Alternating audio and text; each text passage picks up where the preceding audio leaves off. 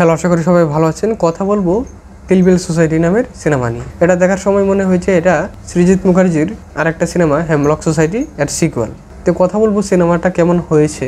এর সিনেমাতে যেই রকম সব কিছু হেলা করে বেঁচে থাকার কৌশল দেখিয়েছে, সেটা কি আদৌ সম্ভব, বা আসলে কি সব কিছু হেলা করে বেঁচে থাকা যায়? এর সাথে আমাদের সমাজের প্রেক্ষাপটে কয়েকটা কথা বলবো, যে এই সিনেমার সাথে আমাদের সমাজ বা বাস্তবতার মিলমিলটা কী। তো শুরুতেই বলি যে সিনেমাটা কিন্তু আমার কাছে মনে হয়েছে যে হেমলক সোসাইটি যেরকম কোয়ালিটির ছিল বা যেরকম ভালো ছিল, সেই তুলনায় এইটা একটু দুর্বল মনে হয়েছে আমার কাছে।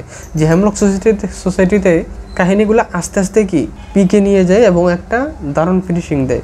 আর এইখানে আমার কাছে মনে হয়েছে যে কাহিনীটা তারা যেরকম উপস্থাপনা করেছে, সেটা কি একবার কাহিনী উপরে উঠছে, আবার মনে হয়েছে যে ঝিমিয়ে গিয়েছে, আবার উপরে উঠছে, আবার ঝিমিয়ে গিয়েছে, এইরকম করে এগিয়ে গেছে।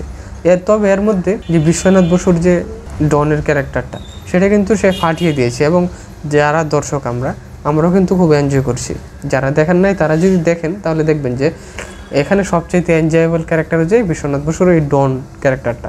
তাকে যদি এরকম আগে কখনো দেখিনি, তবে আমার কাছে কিন্তু দারুণ লেগেছে হিউম্যান রসের সাথে তার ডন ক্যারেক্টার। আচ্ছা, আরেকটা বলি যে সিনেমাটা কী জন্য আমার কাছে একটু হেমলক সোসাইটির সাথে দুর্বল মনে হয়েছে।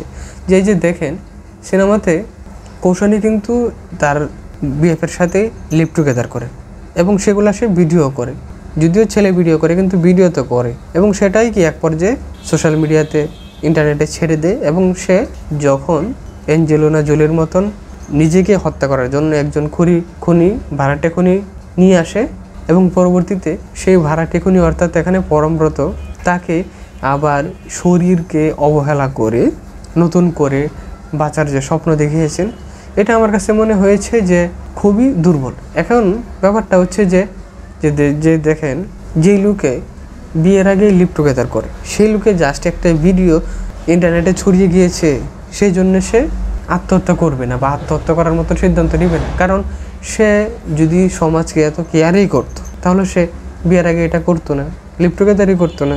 ভাবতো যে আমি লিভ টুগেদার করা শুরু করলে মানুষ কি বলবে, লোকে কি বলবে, ঠিক আছে।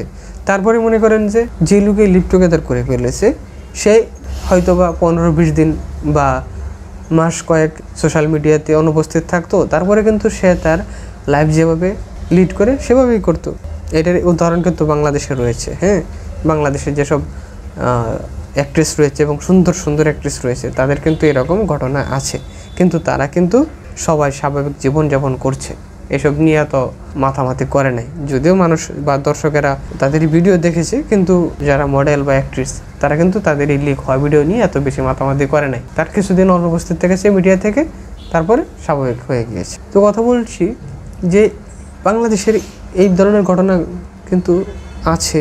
সেই জায়গায় আমরা যে কৌশানীর ক্যারেক্টারটা দেখি, তার জায়গা থেকে কিন্তু আমরা স্বাভাবিকভাবে সেটাই আশা করি। কিন্তু এখানে অ্যাঞ্জেলিনা জোলি যে এরকম খুনি ভাড়া করেছিল তাকে হত্যা করার জন্যে, নিজেকে হত্যা করার জন্য এরকম করতে চেয়েছে, কিন্তু ওই রকম একজন লোক যে আবার নিজে অসুস্থ, সে এসে তার বডি অবহেলা করে আবার সুন্দর করে বেঁচে যাবে, এটার জন্য কি আরও বড় ধরনের কোনো যুক্তি বা এই ধরনের বড় কোনো কিছু, যেটা শুধু ওই ক্যারেক্টার না সবার জন্যেই গুরুত্বপূর্ণ, এরকম কোনো একটা কথা বা কোনো কিছু দেখিয়ে সিনেমাটা কিন্তু ক্লাইম্যাক্সগুলো শেষ করতে পারত। কিন্তু পরিচালক ওইটা ওই রকমভাবে করেনি, জাস্ট তাকে মোটিভ দিয়েছে আস্তে আস্তে ইমোশনালি কানেক্ট করে, যেটা আসলে কি খুবই লেম মনে হয়েছে আমার কাছে। আর বাস্তবিক পক্ষে সেটা বাংলাদেশে হোক, কলকাতাতে হোক, আর যেখানেই হোক, যেসব মডেল বা যারা সোশ্যাল মিডিয়ার ব্যক্তিত্ব, তারা যদি একসাথে লিভ টুগেদার করে, তাহলে কি তারা এইসব ভিডিও নিয়ে এত বেশি মাতামাতি করে না। আর যারা মোটামুটি সমাজের সেলিব্রিটি, তারা তো আরও করে না।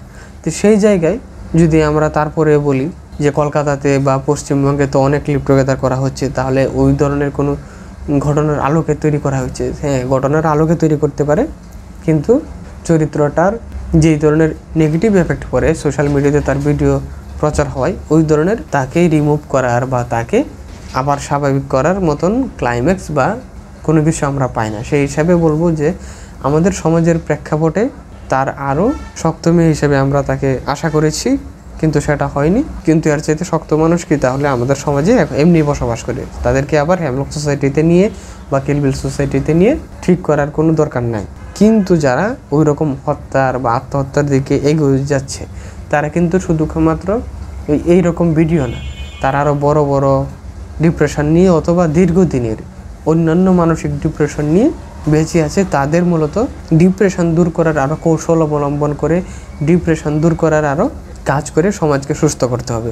আর না হয় শুধুমাত্র 2-3 দিন ট্রেনিং করে হেমলক সোসাইটিতে সেভাবে মানুষকে ঠিক করা যায় না, সুস্থ করা যায় না। তারপরে ধরেন যে আপনারা যারা আমার কথা শুনছেন তারা হয়তো বা ভাবতে পারেন যে এটা তো ফ্যান্টাসি একটা সিনেমা, সেই হিসাবে তারা 3 দিনের একটা কোর্স করায় বা এরকম জাস্ট এনজয়ের জন্য আমাদেরকে এটা দেখিয়েছে।